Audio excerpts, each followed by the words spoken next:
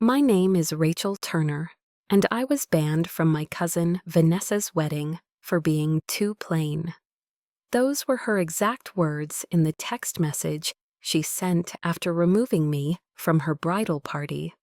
Sorry, Rachel, but your look just doesn't fit my aesthetic. I need my photos to be perfect. 3 weeks before her big day, I was suddenly uninvited from a wedding I'd helped plan for months. I thought that was going to be the most painful part of this story, until her fiancé James showed up at my apartment 2 days before the ceremony, rain-soaked and desperate, confessing he'd been in love with me for years and had only proposed to Vanessa because he thought I didn't feel the same way. I stood in my doorway, stunned into silence, as the man my cousin was about to marry looked at me with more emotion than anyone ever had before. Drop a comment letting me know where you're watching from, if you've ever been rejected for not fitting someone else's aesthetic, or found yourself caught in an impossible family situation. Hit subscribe and stay with me.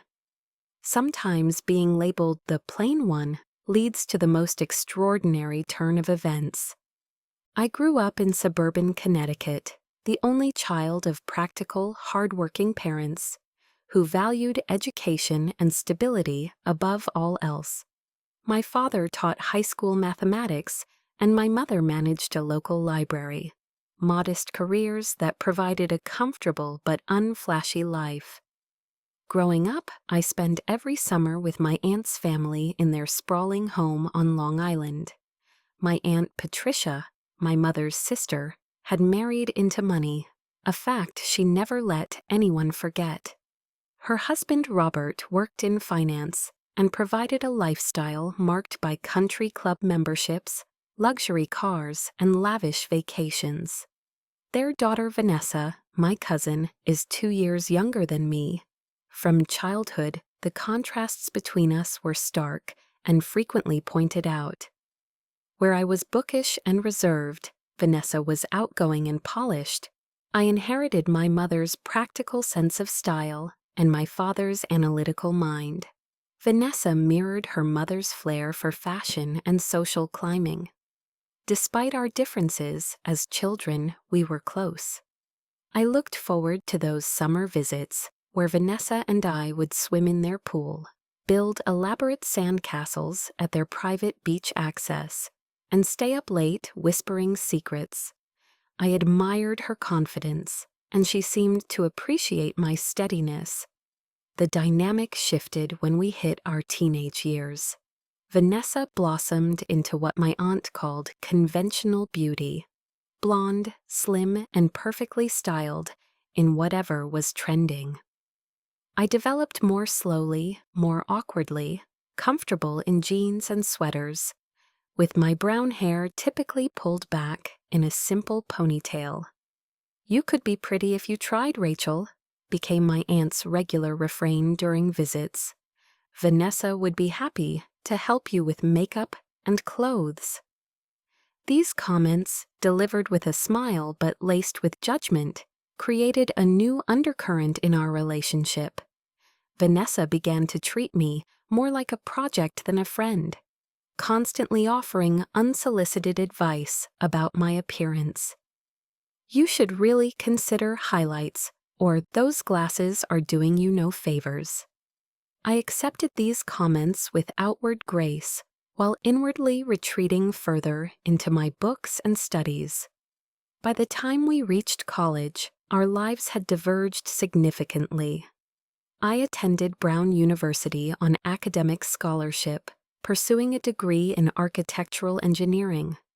Vanessa enrolled at New York University, studying fashion marketing with her parents covering all expenses, including a luxury apartment in Manhattan.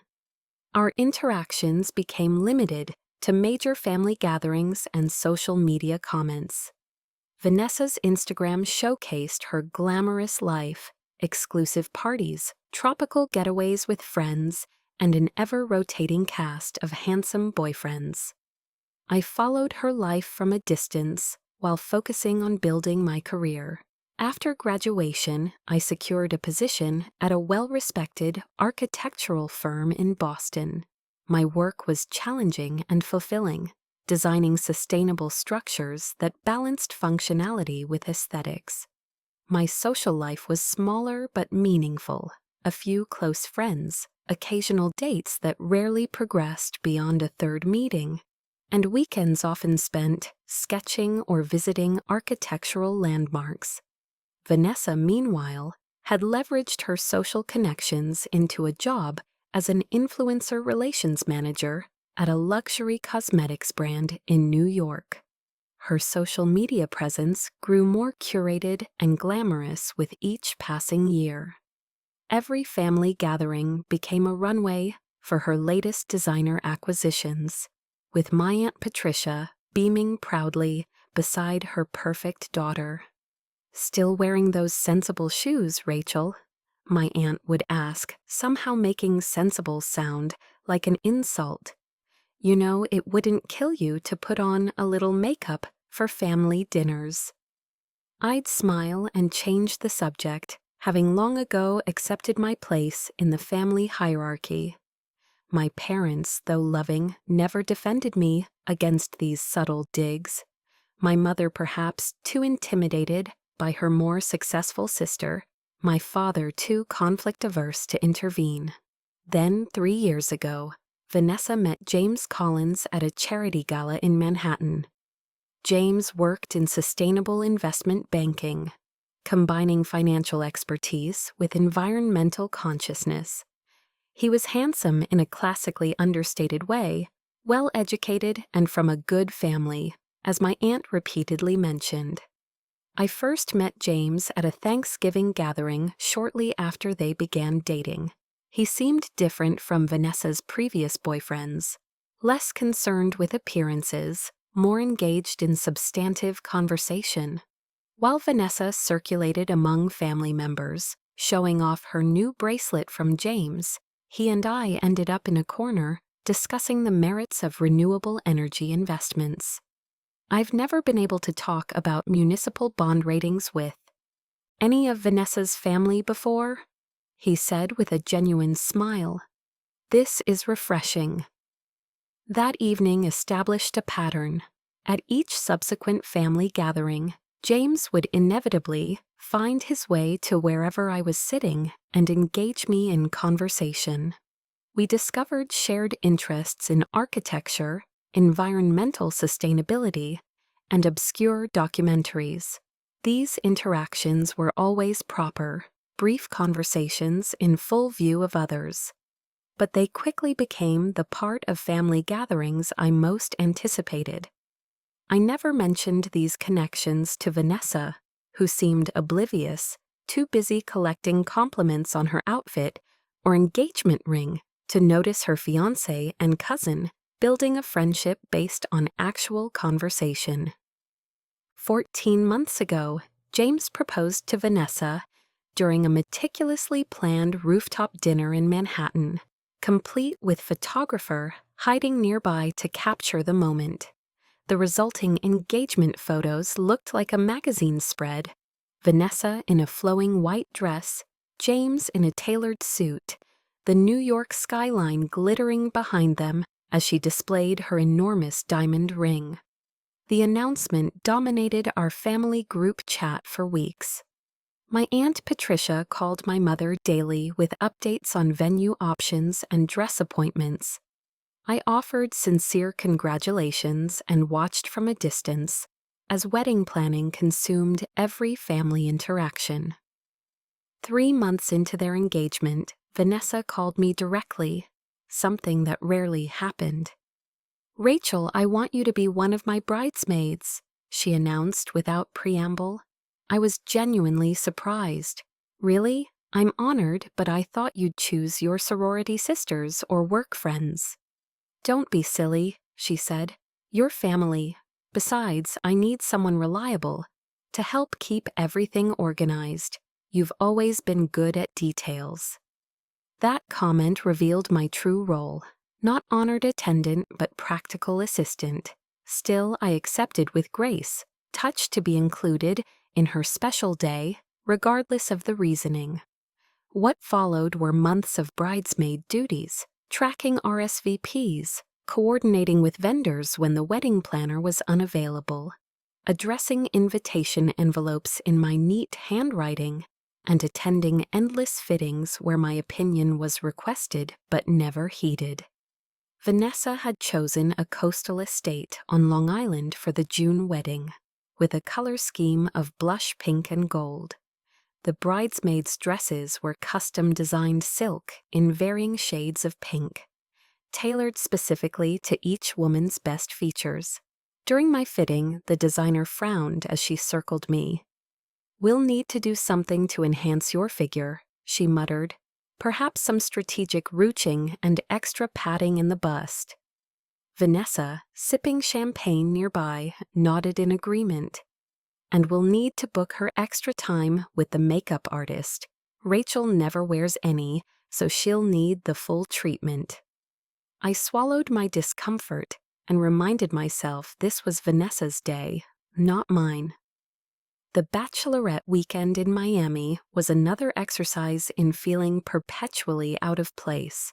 Vanessa's friends, all equally polished and Instagram-ready, tolerated my presence with the bare minimum of inclusion. I arranged activities, confirmed reservations, and took candid photos of their beach poses while declining their offers to finally do something with my hair for an evening out.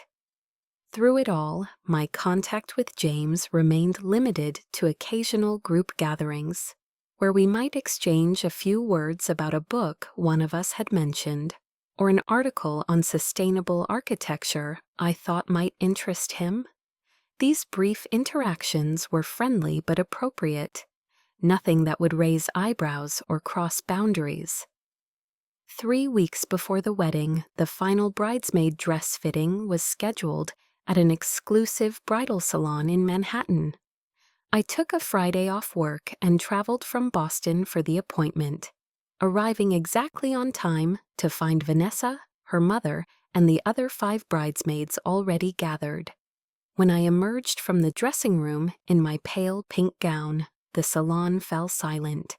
Vanessa's expression shifted from anticipation to obvious disappointment. "Turn around," she instructed, her voice flat. I complied, feeling increasingly self-conscious under the collective gaze of women who seemed to find me lacking. "The dress is beautiful," I offered. "The designer did an amazing job." My Aunt Patricia pursed her lips. "It's the dress that's the problem, dear." Vanessa stood up and circled me critically. "It just doesn't work. Everyone else looks ethereal and elegant, and you look—" She trailed off, exchanging glances with her mother. "Ordinary," my aunt supplied. "The dress deserves better."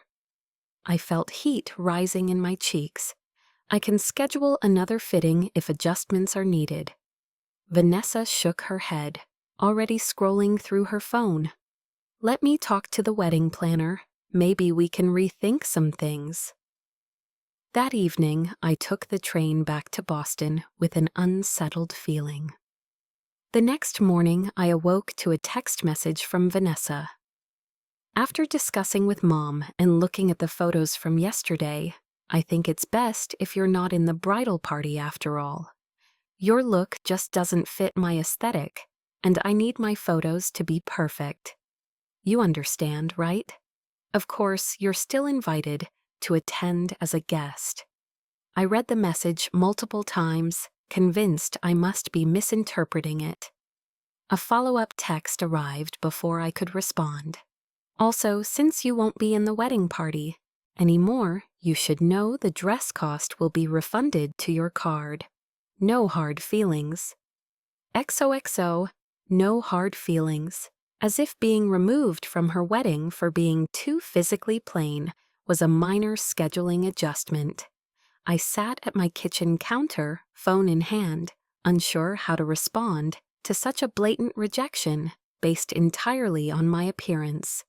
Before I could craft a reply, another message arrived, this one from my aunt. "Rachel, dear, Please don't be upset with Vanessa. This is her special day, and every bride deserves to have things exactly as she envisions. You've always been such a practical girl. Surely you understand the importance of aesthetics for the wedding photos. Perhaps you can help in other ways behind the scenes?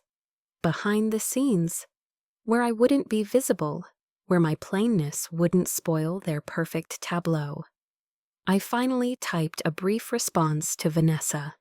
I understand. Wishing you a beautiful wedding day. To my aunt, I sent nothing. That evening, my mother called. I expected support, or at least shared indignation at her sister's behavior. Instead, she sighed deeply. Try not to take it personally, Rachel. You know how Vanessa has always been about appearances.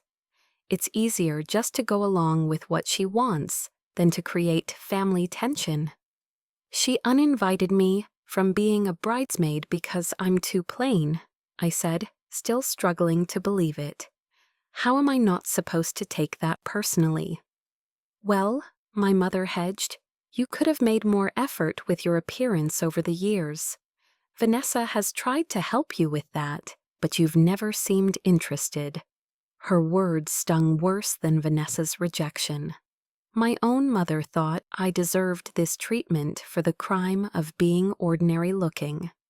Will you still attend the wedding? She asked, as a guest. I hesitated, torn between family obligation and self-respect. I don't know yet. The decision was made for me the following day, when another text from Vanessa arrived. Actually, after reconsidering the seating arrangements and guest count, we've had to make some difficult decisions. I'm so sorry, but we won't be able to accommodate you at the wedding after all. I hope you understand. We'll plan a family dinner soon to celebrate together. Just like that, I was completely uninvited from the wedding I had spent months helping to plan. Not because I had done anything wrong, but simply because my appearance didn't meet the bride's standards. For the next 2 days, I moved through my apartment in a fog of hurt and disbelief. My rational mind knew Vanessa's actions reflected her shallowness, not my worth, but the rejection took it deeply. Family members seemed divided into 3 camps. Those who actively supported Vanessa's decision, my aunt, those who remained uncomfortably silent, my parents, and a few distant relatives who sent me private messages expressing their shock at the situation. I threw myself into a work project, designing sustainable housing for a revitalization effort in a historic Boston neighborhood. The focus required kept my mind occupied during days, but evenings remained difficult. I found myself scrutinizing my reflection more than I ever had before, wondering what others saw when they looked at me. Was I truly so plain that my presence would ruin wedding photographs? I had never considered myself beautiful in the conventional sense that Vanessa embodied, but I'd also never thought of my appearance as actively problematic until now. On Wednesday evening, 5 days after being uninvited and 10 days before the wedding, my doorbell rang unexpectedly. I wasn't anticipating deliveries or visitors, so I approached cautiously and checked the peephole. James stood in my hallway, shifting his weight nervously from foot to foot. I froze, unsure what to do. Why would Vanessa's fiancé be at my apartment in Boston? Had he been sent to deliver some wedding-related message? To retrieve something I'd been working on before my dismissal from the bridal party? After a moment's hesitation, I opened the door. "James, what are you doing here?" He looked terrible. Hair disheveled, eyes rimmed with shadows, suggesting sleepless nights. His normally immaculate button-down shirt was wrinkled, as if he'd been wearing it for days. "I need to talk to you," he said, his voice rough. "Can I come in?" Every instinct warned against this, inviting my cousin's fiancé into my apartment alone, days before their wedding. but something in his expression conveyed such urgency that I stepped aside. "Is everything okay?" I asked as he entered my living room. "Is there some problem with the wedding?" He laughed, a harsh sound without humor. "You could say that. Has something happened to Vanessa?" "No, she's fine, still micromanaging every detail and taking selfies with her wedding countdown sign." He paced across my living room, agitated. "I heard what she did, uninviting you because you're not, what did she call it, photogenic enough?" I flinched at the blunt phrasing. "It's her wedding, she can invite whoever she wants. It's cruel and shallow, even for Vanessa." He stopped pacing and faced me directly. "And it was the wake-up call I needed. I can't marry her, Rachel." The statement hung in the air between us. I remained silent, unsure how to respond to this confession that felt both inappropriate and alarming. "I've been lying to myself for months," he continued when I didn't speak. "Telling myself that her focus on appearances was just wedding stress, that after the ceremony, things would settle into something more authentic." He shook his head. "But when I heard what she did to you, her own cousin, someone who's done nothing but help with this wedding, I finally admitted the truth I've been avoiding." "James," I interrupted, finding my voice, "this isn't an appropriate conversation for us to be having. Whatever issues exist between you and Vanessa, you need to discuss them with her, not me." "That's just it," he said, stepping closer. "This isn't just about Vanessa and me, it's about you too." A sense of foreboding washed over me. "What do you mean?"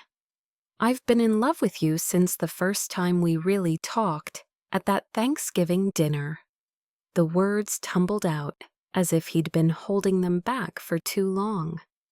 Every family gathering, I looked forward to our conversations more than anything else. You're the only person in Vanessa's circle who sees the world the way I do, who cares about things that actually matter. I took an involuntary step backward. "James, stop. You're engaged to my cousin. In 10 days, you're supposed to be getting married." "I know, I've made a terrible mess of everything." He ran his hands through his already disheveled hair. "I only proposed to Vanessa because I thought you weren't interested. You always kept things so friendly, so proper. And Vanessa was there, wanting a commitment, her whole family expecting it." "So you proposed to someone you don't love because it was convenient?" The words came out sharper than I intended. "That sounds horrible when you say it like that." He winced. "But yes, essentially. I convinced myself it could work, that shared values aren't everything in a marriage. And then I watched how she treated you, and suddenly I couldn't maintain the pretense anymore." I closed my eyes briefly, trying to process this impossible situation. "Have you talked to Vanessa?" "Not yet. I needed to see you first, to tell you how I feel, to ask if there's any chance." "Stop," I said firmly. "You need to leave, James. You need to sort out your relationship with Vanessa before having this or any conversation with me. What you're doing right now isn't fair to anyone. Not to Vanessa, not to me, and not to yourself. Rachel, please." His voice broke slightly. "I know my timing is terrible, but I've been keeping this inside for so long. And when I heard what she did to you, something just snapped. I couldn't go through with this charade anymore." "That's a decision you need to make independently of me." I moved toward the door, indicating our conversation was ending. "If you don't want to marry Vanessa, don't marry her. But don't use me as the excuse or the escape route." He looked stricken. "That's not what I'm doing." "Isn't it?" I challenged. "You're here, in my apartment, declaring feelings for me, before you've even broken things off with my cousin. How am I supposed to interpret that?" I'm handling this all wrong, he admitted. I just couldn't bear the thought of going through with the wedding without at least telling you the truth. The truth isn't always helpful, James. Sometimes it's just selfish. He flinched as if I'd struck him. You're right, I'm sorry. He moved toward the door, then paused. What will you do now about the wedding situation? Nothing, I said simply. Vanessa made her choice clear. I'll respect it and move on. Just like that, after how she treated you? It's not about letting her off the hook. It's about choosing where to invest my energy. And right now, Vanessa's wedding drama isn't worth it. He looked at me with something like wonder. That's exactly what I mean. You have this clarity that no one else in her world possesses. James, I said, opening the door, go talk to Vanessa. Figure out what you want to do about your relationship. Leave me out of the equation entirely. He nodded slowly. You're right, I'm sorry for barging in like this. As he stepped into the hallway, he turned back. For what it's worth, Vanessa couldn't be more wrong about you. You're the most beautiful person I've ever known. Not despite your so-called plainness, but because of who you are. Before I could respond, he walked away, leaving me standing in my doorway with his words echoing in my mind.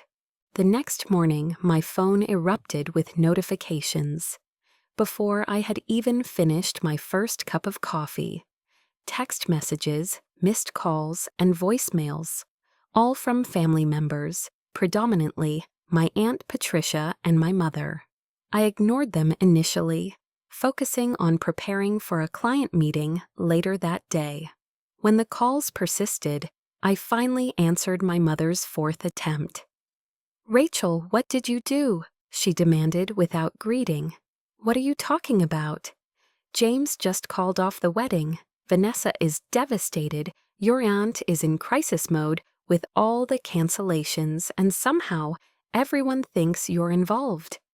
My stomach dropped. I'm not involved, Mom. Yes, James came to see me yesterday, but I told him to leave and sort things out with Vanessa. He came to your apartment? Her voice rose an octave. Why would he do that? I hesitated, unsure how much to share. He was upset about Vanessa uninviting me. He thought it was wrong. And that required a personal visit to Boston? My mother wasn't buying my simplified version. Rachel, your aunt says Vanessa found texts on James's phone about his feelings for you. She's saying you've been having an affair behind her back. What? That's completely untrue. I felt a surge of indignation.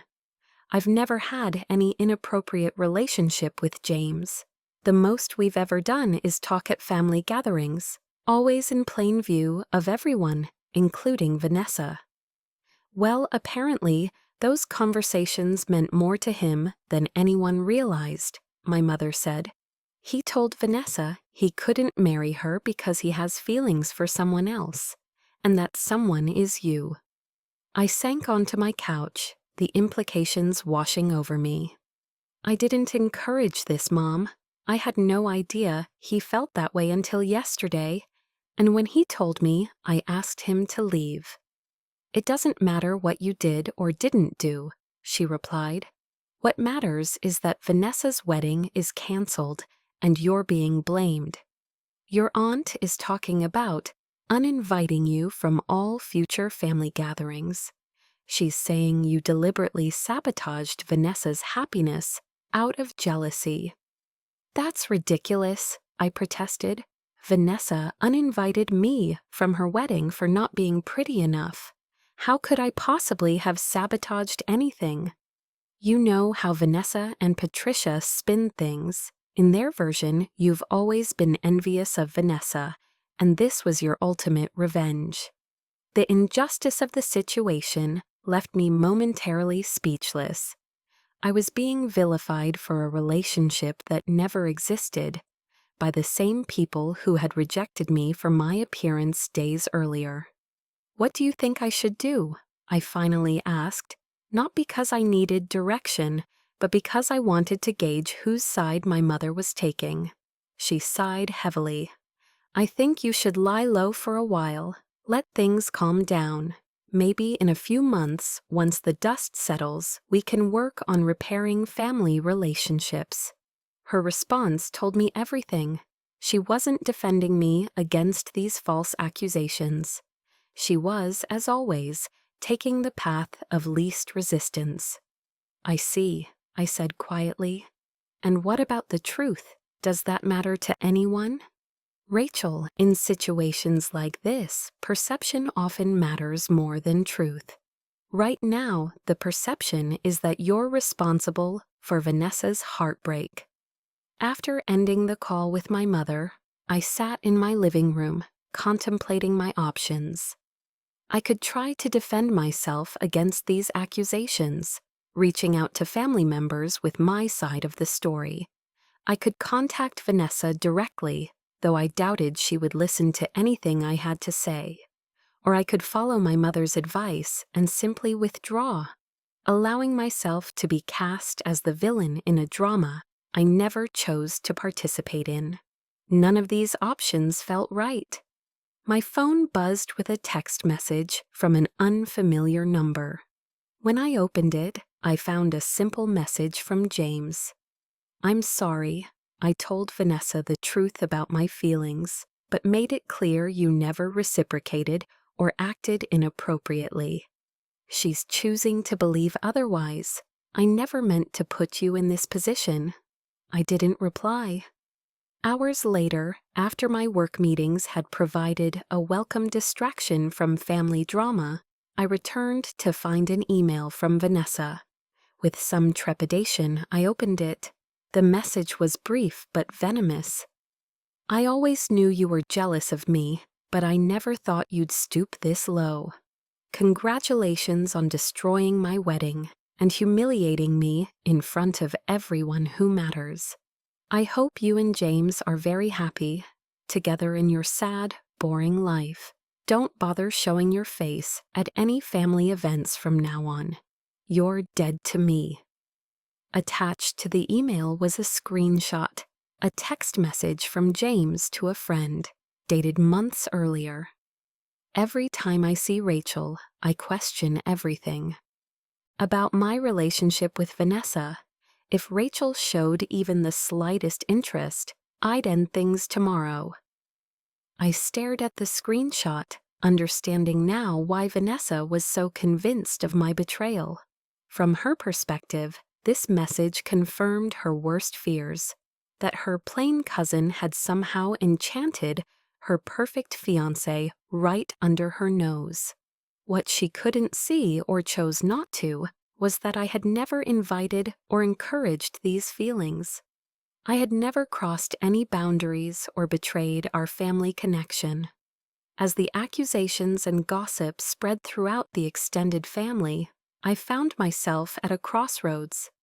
I could continue to defend myself against allegations of homewrecking and betrayal, or I could step back and let the family believe what they chose to believe. After considerable reflection, I made my decision. I drafted a single message and sent it to all the family members who had reached out. I understand emotions are running high right now, and many of you have questions about what happened between Vanessa, James, and me. The simple truth is this: I never had any inappropriate relationship with James. I was as surprised as anyone when he expressed feelings for me, and I immediately asked him to leave. I've always respected Vanessa and would never intentionally hurt her. That said, I also respect myself too much to continue defending against accusations that question my character and integrity. I'll be stepping back from family gatherings for a while, not out of guilt, but out of self-care. I wish Vanessa healing and happiness, and I hope that someday the truth of this situation will be seen clearly by everyone involved. After sending the message, I blocked Vanessa's number and email. muted the family group chat, and turned my focus to the aspects of my life that brought me peace and fulfillment: my work, my small circle of genuine friends, and my own personal growth. 2 weeks later, I received a handwritten letter from James. I almost discarded it unopened, but decided that hearing his perspective might help me process the situation. "Dear Rachel," he wrote, "I've started this letter a dozen times, struggling to find the right words. First and foremost, I want to apologize for the position I put you in. My actions were selfish and poorly timed, and you're suffering the consequences of my lack of courage. I should have addressed my doubts about marrying Vanessa long before the wedding date approached, and I should never have involved you in my decision. What I told you in your apartment was true. I have had feelings for you for some time. But what I failed to express properly is that those feelings weren't just about you personally, though you are remarkable in so many ways. They were also about what you represent: authenticity, substance, a way of moving through the world that values what truly matters. In Vanessa's world, where I've been living for the past 3 years, appearances are everything. Status, image, the perfect photo for social media. These drive every decision. I convinced myself I could live in that world, that after the wedding, the superficiality would give way to something deeper. It was a delusion I maintained until I saw how Vanessa treated you. Someone she's known her entire life. Someone who had done nothing but support her, simply because your appearance didn't fit her aesthetic vision. That moment clarified everything for me. I couldn't marry someone capable of such casual cruelty, especially toward family. It wasn't fair to her, to me, or to any future we might build together. I want you to know that I've been clear with everyone who will listen that you never encouraged my feelings or acted inappropriately in any way. Unfortunately, Vanessa and her mother have constructed a narrative that casts you as the scheming cousin who stole her fiancé, and many people find that storyline more compelling than the truth. I'm moving to Seattle next month to take a position with an investment firm specializing in renewable energy projects. A fresh start seems necessary for everyone involved. I won't contact you again after this letter, but I wanted you to know how sorry I am for the pain my actions have caused you, and how much I respect the way you've handled this impossible situation with dignity and grace. Wishing you all the best, James. The months following what my mother delicately called the wedding situation brought unexpected changes to my life. I had anticipated a period of family estrangement and social awkwardness, but I hadn't predicted the profound sense of liberation that accompanied it. Without the constant undercurrent of comparison to Vanessa and subtle criticism from my aunt, I found myself reevaluating aspects of my identity I had long accepted as fixed. Was I truly the plain cousin, or had I simply internalized a narrative created by others? 3 weeks after receiving James's letter, I scheduled an appointment with a personal stylist, not because I believed I needed fixing, but because I was curious about how I might express myself more authentically through my appearance. The stylist, a warm woman named Tanya with a portfolio of diverse clients, approached our session with refreshing thoughtfulness. Style isn't about conforming to someone else's standard of beauty, she explained as we discussed my lifestyle and preferences. It's about finding what makes you feel confident and comfortable in your own skin. Over several sessions, we explored clothing options that complemented my body type and coloring while still reflecting my practical nature. I discovered that plain wasn't my inherent state. It was simply what happened when I made no conscious choices about my presentation. Simultaneously, I threw myself into an ambitious project at work, leading the design of a community arts center that would incorporate cutting-edge sustainable technologies while honoring the historical architecture of the neighborhood. The project demanded creativity, technical precision, and the ability to collaborate with diverse stakeholders, all strengths I possessed but had rarely celebrated. 6 months after the canceled wedding, I received an unexpected email from my cousin Kevin, Vanessa's older brother, who lived in California and had remained distant from family drama. "Hey Rachel, I'm going to be in Boston next week for a conference. Any chance you'd be up for grabbing coffee? No wedding talk required." I agreed, curious about his perspective and welcoming the opportunity to reconnect with one family member who hadn't taken sides. When we met at a cafe near my office, Kevin's first words surprised me. "You look different, good different." I smiled, acknowledging the change. My hair was now styled in a way that flattered my face, my clothing was still practical but more deliberately chosen, and I carried myself with a confidence that had developed over months of self-discovery. "Thanks, I feel different too." "Listen," Kevin said after we'd exchanged pleasantries, "I wanted to see you in person, to say I think the way the family has treated you throughout this whole situation is absolutely wrong. Vanessa's version of events never made sense to me, and Mom's eagerness to vilify you seemed more about protecting her perfect daughter narrative than about discovering the truth." His frankness was refreshing. "I appreciate that, Kevin. It's been a challenging time." "I can imagine. But from what I can see, you're thriving despite it all." We spent the next hour catching up, carefully avoiding detailed discussion of Vanessa, while still acknowledging the family rift. As we prepared to leave, Kevin mentioned something that caught me off guard. "You know, Vanessa and James have been talking again.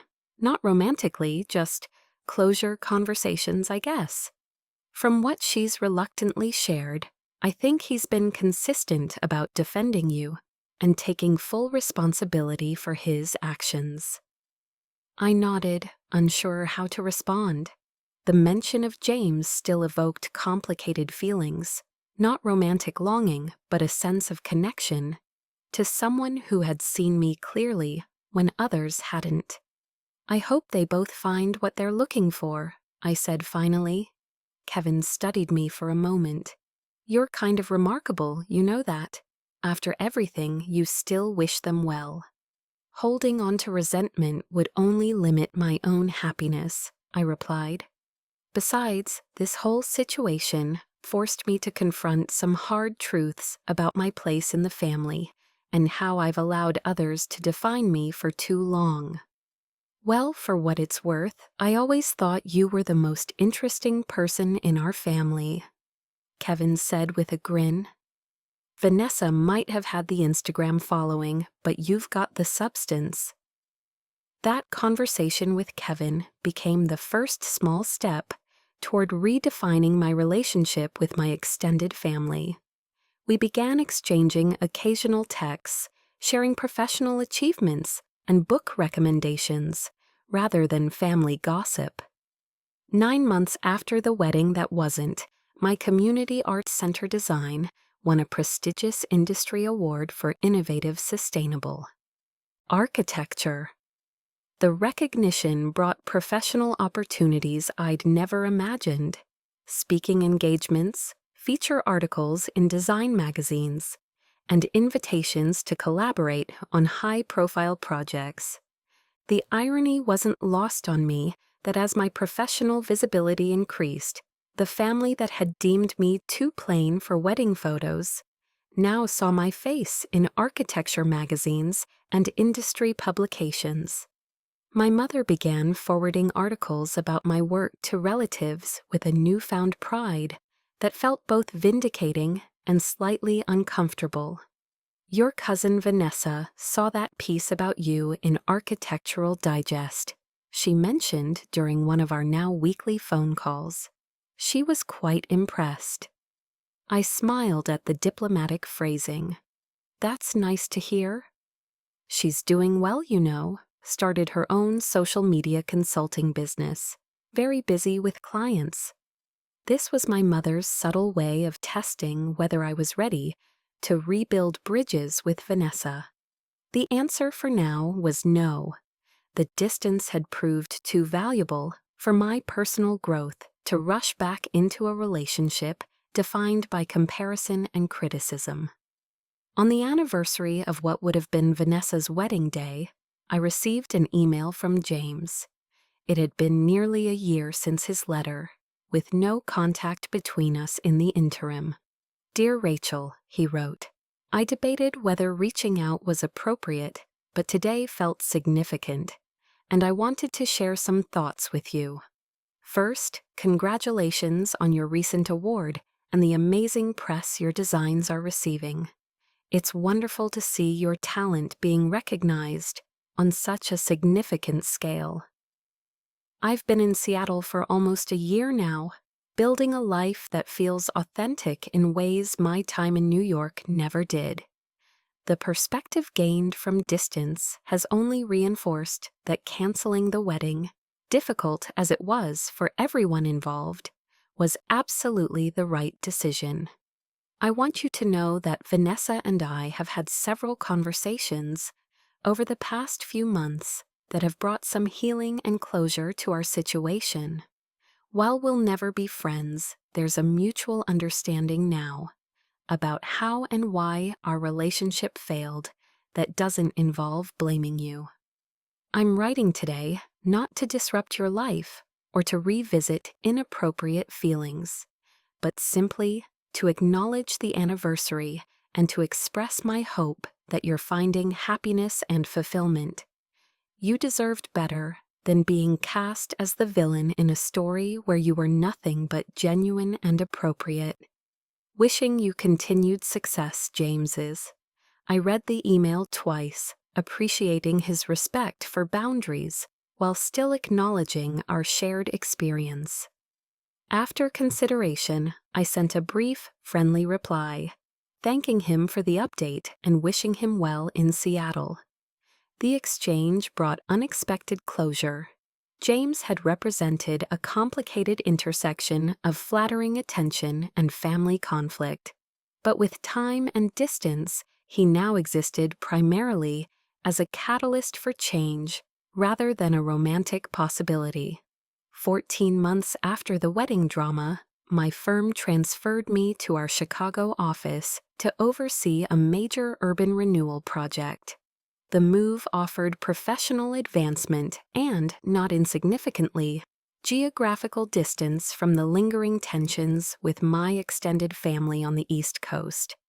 My parents visited my new condo shortly after I settled in, their first trip to see me in years rather than vice versa.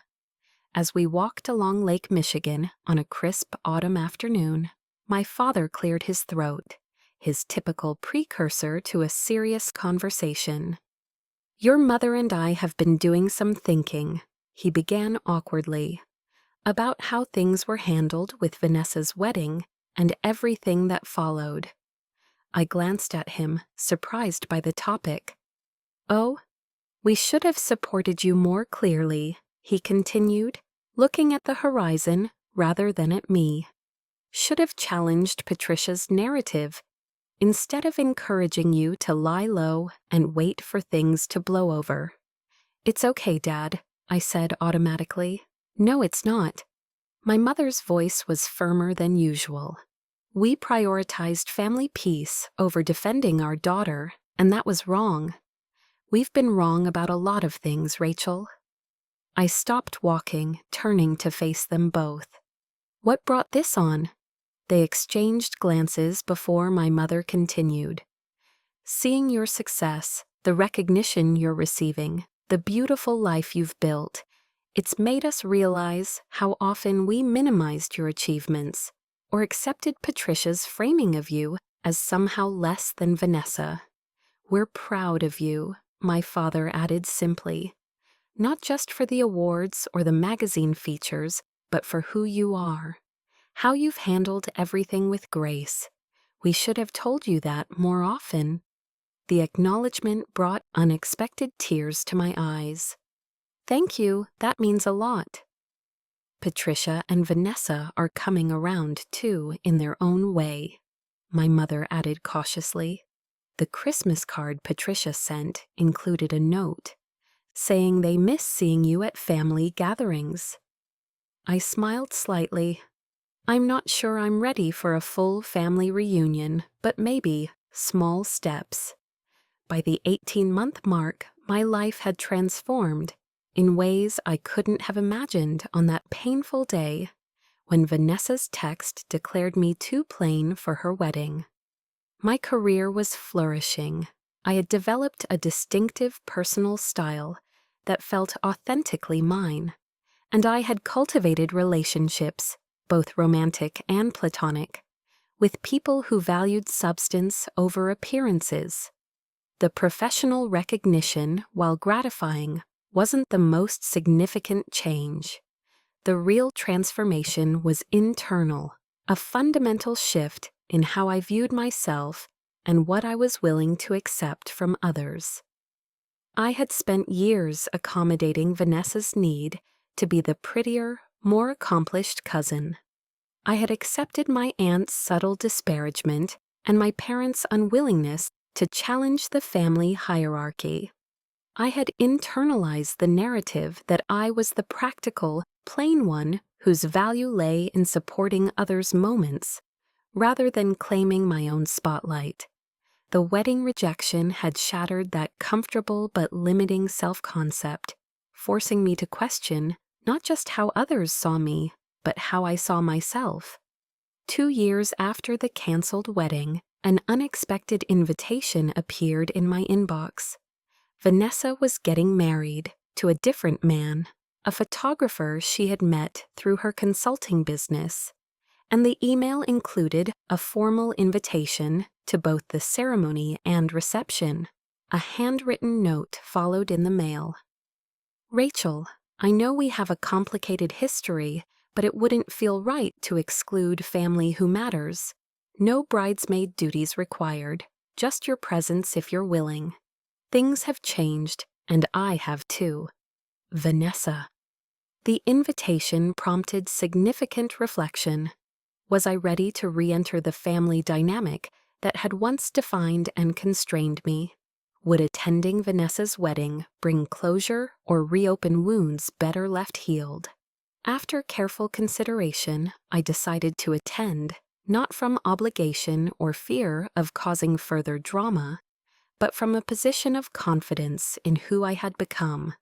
The ceremony was held at a boutique hotel in Manhattan, more intimate and less ostentatious than her planned wedding with James had been. When I entered the reception, heads turned, not because I was unwelcome, but because many family members hadn't seen me since my professional and personal transformation had taken place. My Aunt Patricia approached first, her expression a mix of cautious warmth and lingering awkwardness. Rachel, you look wonderful. Thank you for coming. Congratulations on Vanessa's marriage, I replied sincerely. The ceremony was beautiful. Yes, well, she hesitated. This feels more right somehow. Daniel appreciates Vanessa for who she is, not who she's trying to be. The insight surprised me, suggesting a level of self-awareness I hadn't expected from my aunt. Later, as I stood by the dessert table, Vanessa approached in her wedding gown, still glamorous but somehow less constructed than the one she'd chosen for her wedding to James. You came, she said simply. Congratulations, I replied. You and Daniel seem very happy together. She nodded, a certain maturity in her expression that hadn't been there before. We are. He sees me clearly, the good and the not so good. That's what matters, isn't it? Being truly seen. Yes. She paused, seeming to choose her words carefully. I owe you an apology, Rachel. What I did, uninviting you from my wedding because you didn't fit my aesthetic, it was cruel and shallow. I've had a lot of time to reflect on the kind of person I was then, and I'm not proud of it. The directness of her apology caught me off guard. Thank you for saying that. The irony is, she continued with a small, self-deprecating laugh, now you're the one featured in magazines and giving keynote speeches. Turns out substance has more staying power than style. It's not a competition, Vanessa, I said gently. It never was, except in how we perceived it. She met my gaze directly. No, but if it had been, you would have won. You always had what mattered: integrity, talent, genuine kindness. I was too insecure to see it as anything but a threat. We were interrupted by the photographer calling Vanessa for family photos. Before leaving, she squeezed my hand. I'd like us to try being real cousins again, if you're open to it. No comparisons, no competition, just family. I'd like that, I replied, surprised to find I meant it. As I watched her join her new husband for photographs, I reflected on the journey of the past 2 years. Being labeled too plain had initially felt like rejection, but it had ultimately been the catalyst for discovering my own definition of beauty, success, and worth. I had never needed to fit Vanessa's aesthetic or anyone else's. I had only needed to recognize and honor my own. It's been 3 years since I was uninvited from Vanessa's first wedding for being too plain, and my life has evolved in ways I never could have predicted during those painful days. My architectural firm made me a partner last year, with a focus on sustainable community spaces that blend functionality with subtle beauty, a philosophy I've come to embrace in my personal life as well. I've published articles on accessible design and given talks at conferences where people value my ideas rather than my appearance.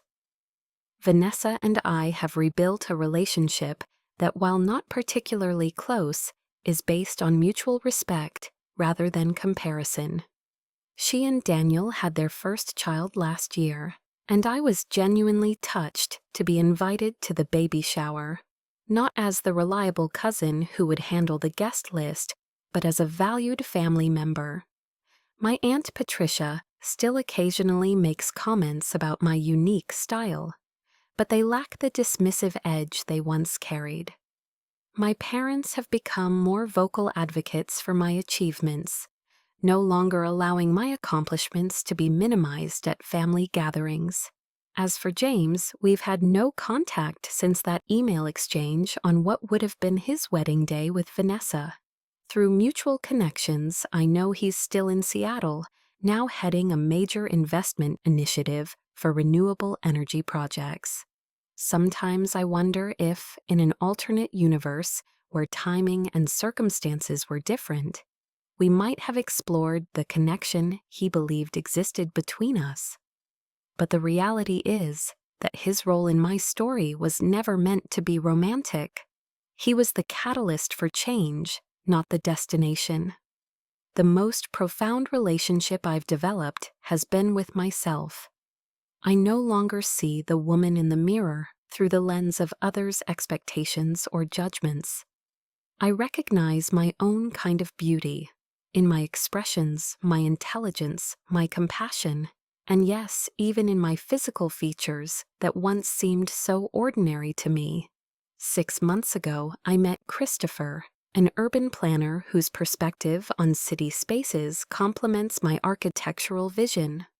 Our relationship is built on shared values, meaningful conversation, and mutual respect. When he looks at me, I never question whether he finds me beautiful enough. I know he sees me completely, just as I see him. Last week, Vanessa sent me a text that brought our journey full circle. Her company had been hired to manage social media for a major architecture conference where I'm scheduled to be a keynote speaker. The message included a screenshot of my professional headshot with the caption, "Guess who's the most photogenic cousin now? So proud of you. Can't wait to hear your speech."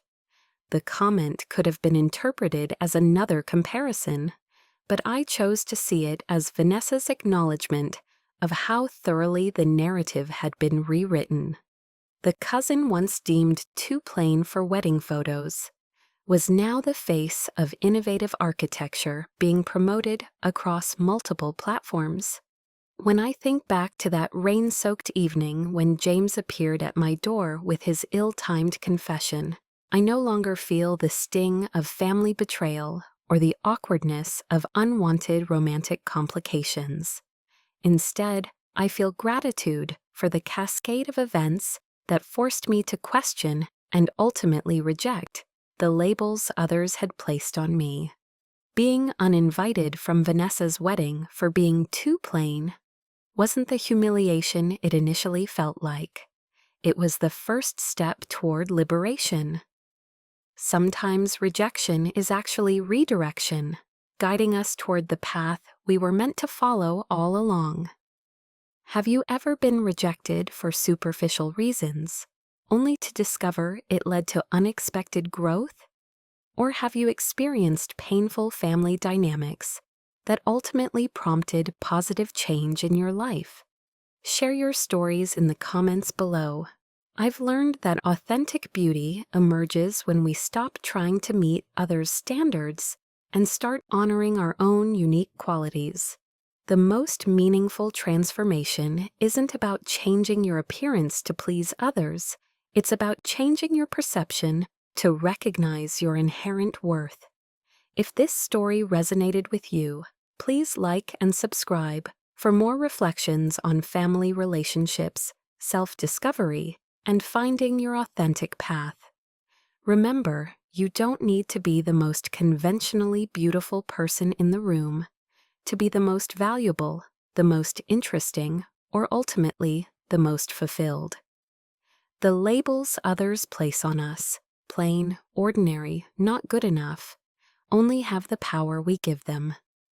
When we reclaim the right to define ourselves, we discover a kind of beauty that no wedding photo could ever capture.